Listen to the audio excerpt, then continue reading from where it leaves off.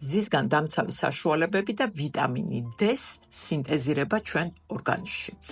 ბევრმა ჩვენთაგანმა ვიცით, რომ ვიტამინი D, რომელიც ასეთი აუცილებელია ჩვენი ორგანიზმის სრულყოფილი ფუნქციონირებისთვის, სინთეზირდება კანში ультраიისფერით B ჯგუფის სხივების მეშვეობით.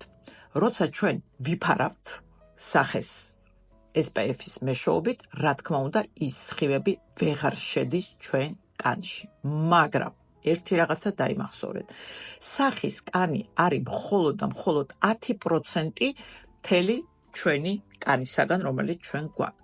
ამიტომაც, მით უმეტეს ჩვენ როცა ვცხოვრობთ საკმაოდ მზიან ქვეყანაში, ეს ძალიან დიდი, ასე ვთქვათ, პლუსია ჩვენი ორგანიზმისთვის.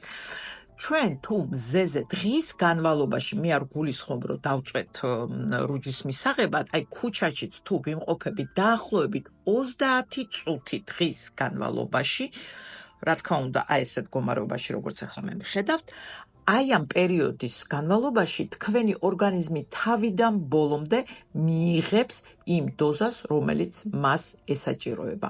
ამიტომაც ნუ გეშინიათ, დაიცავით თავი პიგმენტური ლაქებისაგან და ამ დროს პარალელურად მიიღეთ ის სასარგებლო ნივთიერებები, რომელიც თქვენი ორგანიზმისთვის არის აუცილებელი. გაითვალისწინეთ ეს, როცა გააკეთებთ თქვენ არჩევანს.